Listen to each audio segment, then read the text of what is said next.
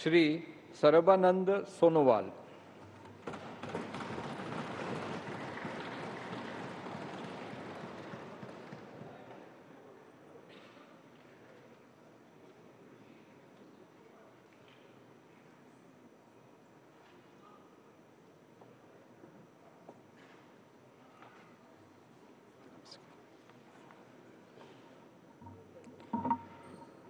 মই সৰ্বানন্দ সোণোৱাল লোকসভাৰ সদস্য নিৰ্বাচিত হোৱাত ঈশ্বৰৰ নামত শপত খাই কওঁ যে বিধিৰ দ্বাৰা স্থাপন কৰা ভাৰতৰ সংবিধানৰ প্ৰতি মই প্ৰকৃত বিশ্বাস আৰু নিষ্ঠা পোষণ কৰিম।